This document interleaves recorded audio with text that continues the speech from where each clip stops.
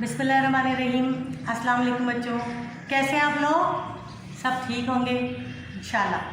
ठीक है बच्चों, हमने कल के लेक्चर में क्या किया? गुज़िश्ता लेक्चर में हमने किया नज़म, मंजूमात,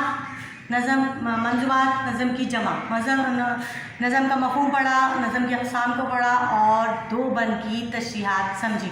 ठीक है, आज हम नज़म यानी इसरार कुदरत के बारे में थोड़ा सा पढ़ेंगे। किस तरह से क्या पढ़ेंगे कि आज हम नज़ीर अकबर आबादी का तारुफ थोड़ा सा पेश करेंगे और उनके कलाम पे तबसरे की हेडिंग को सिर्फ देखेंगे और मरकज़ी ख्याल करेंगे। ठीक है, और हेडिंग जो है नेक्स्ट में उसमें लेक्चर में आपको समझाऊंगी। Is that clear? समझ में आ गया? ठीक है, अब आप लोगों ने करना है, समझ लीजिए। पहले देखें नज़ीर अकबर आबादी की जो कलाम पे तबसरा आता है 8वां क्वेश्चन, उसमें सबसे पहले आता है तारुफ। ठीक, फिर आएगा ज़बान व बयान, फिर आएगा शौक़ी ज़राफ़त, मंजर कशी, फिर आएगा तमसीली नज़में, पंदो नसीहत का अंदाज़, वहदतुल वजूद, दुनिया की बेसबाती, शायरी मौज़ूआत, तशबीहात का इस्तेमाल, नाक़दीन की आग। नज़म का उन्वान क्या है? इसरार कुदरत। शायर का नाम क्या है? नज़ीर अकबर आबादी। ठीक है, पहले हम उनका थोड़ा सा तारुफ करेंगे कि नज़ीर अकबर आबादी कौन थे। ठीक है, नज़ीर अकबर आबादी को उर्दू अदब में अवामी शायर की हैसियत से जाना माना जाता है। ठीक है, नज़ीर अकबर आबादी जो थे वो जो है उनका तारुफ ये 1746 में पैदा हुए दिल्ली में। नाम सैयद वली मोहम्मद था। ठीक है, उर्दू, अरबी और फ़ारसी पर मुकम्मल अबूर था। अपने वालिदैन की लाडली औलाद थे, क्योंकि उनसे पहले होने वाले बच्चे उनके मर जाते थे उनके वालिदैन के, तो ये अपने वालिदैन की बहुत उम्र के बाद पैदा हुए थे, तो इस वजह से अपने वालिदैन की लाडली औलाद थे। ठीक, अच्छा, उन्होंने और अरबी फ़ारसी और जो था उस पर मुकम्मल अबूर हासिल था उर्दू पर, लेकिन इसके साथ उन्होंने संस्कृत और हिंदी ज़बानें सीखी। ठीक, दिल्ली के जब हालात ख़राब हुए तो अकबराबाद चले गए और अकबराबाद से उन्होंने अपनी शायरी का आगाज़ किया और अपने नाम के साथ स्टार्टिंग में यानी कि इब्तिदा में अकबर आबादी लगाया करते थे, और वही इनकी जो है नज़ीर अकबर आबादी इनका तखल्लुस बन गया। ठीक, शायरी का शौक़ बचपन से था, हर ज़बान के अदब को पढ़ा, बग़ौर मुशाहिदा किया। ठेलों और कुदरत की कारीगरी, नवाबों, रईसों, इन सब के बारे में जो है लिखा, शायरी का मौजू बनाया। इनकी खासियत ये थी कि इन्होंने शायरी को सिर्फ इश्क़ मजाज़ी और इश्क़ हकीकी तक जो नहीं रखा, बल्कि इसमें उन्होंने शायरी के मौज़ूआत को तरक्की दी। बहुत सारे ज़िंदगी के जितने मामला हैं, जितने भी माशरे के मसाइल हैं, उन सबको अपनी शायरी के ज़रिए पेश किया। अब क्या था कि जो है मथुरा के कॉलेज में प्रोफेसरी भी की, वहाँ पर पढ़ाया भी, लेकिन बहुत जल्द वहाँ से मतलब इस चीज़ से बेजार हो गए। क्यों? क्योंकि एक जगह टिकने वालों में से नहीं थे।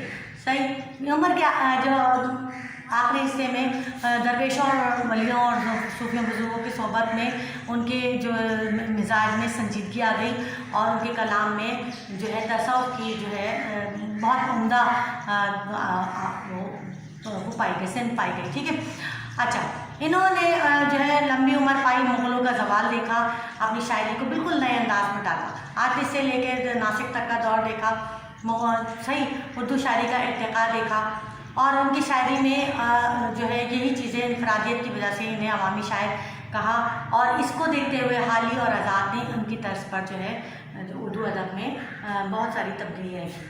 ठीक, ये था नज़ीर अकबर आबादी का तारुफ। अब आते हैं हम इस नज़म के मरकज़ी ख़्याल पे। कल हमने दो बंद की तशरीह की थी, आप लोगों को यकीनन समझ में आएगी। अब हम इसका मरकज़ी ख़्याल सिर्फ एक पैराग्राफ की सूरत लिखते हैं बच्चों, ज़्यादा लंबा चौड़ा नहीं लिखते। ठीक है, मरकज़ी ख़्याल सिर्फ एक पैराग्राफ में लिखते हैं। पहले हवाला नज़म की हेडिंग डालते हैं, अगर आप चाहें तो हवाला नज़म और शायर एक ही हेडिंग डालें, फिर उसके बाद एक मरकज़ी ख़्याल की हेडिंग डालें और मरकज़ी ख़्याल शुरू कर दें। कि मैं आपको बताऊँगी किस तरह लिखते हैं। ठीक है, अभी आपको मैं मरकज़ी ख़्याल से ज़बानी समझा रही हूँ और फिर लिखा हुआ भी दिखा दूँगी, तो फिर आप उसको देख के कर लीजिएगा।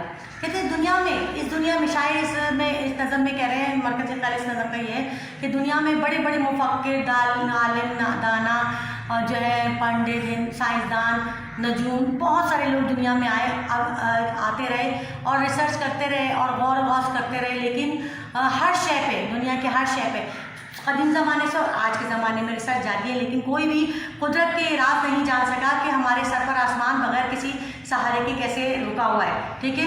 یہ سورج کائنات میں آسمان پہ یہ سورج، ستارے، چاند، سورج کس طرح سے بغیر کسی سہارے کے، بغیر کسی اس کے کیسے ٹکے ہوئے ہیں، ٹھیک ہے، کس طرح کھڑے ہوئے ہیں۔ بڑے بڑے پہاڑ، اونچے اونچے پہاڑ، ندی، نالے، پھول، پودے، جانور، یہ سب قدرت کی کاریگری کا جو ہے منہ بولتا ثبوت ہے۔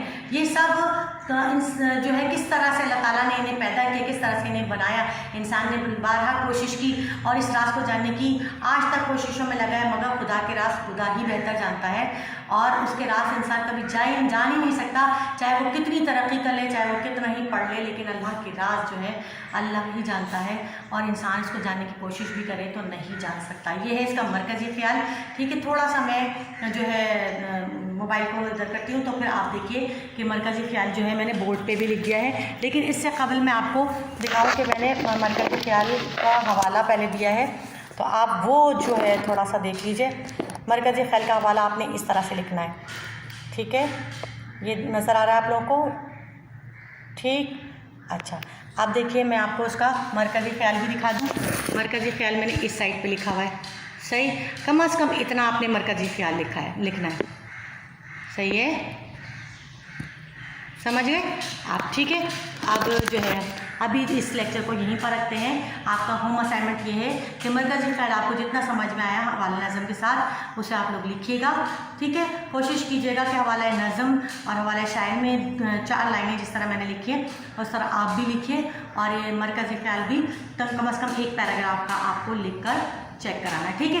یہ تو آپ کا ہوم اسائنمنٹ ہے، اور جو اس سے پہلے آپ لوگوں نے ہوم اسائنمنٹ بھیجا نہیں، جن بچوں نے، وہ جلد از جلد بھیج دیجیے تاکہ ہم جو ہے آپ کا اسائنمنٹ چیک کر کے اس کے نمبر آپ کو بھیج سکیں، ٹھیک ہے۔ یہ کام تھا، یہ آپ کا ہوم ورک ہو گیا، اور مرکزی خیال ہو گیا، اور حوالہ نظم ہو گیا۔ اب ہم کل جو ہے آگے جو ہے نذیر اکبر آبادی کے جو 11 ہیڈنگس ہیں ان کے بارے میں مکمل تفصیل سے پڑھیں گے، ٹھیک ہے۔ آج کے لیے اتنا ہی، اجازت دیجیے، اللہ حافظ۔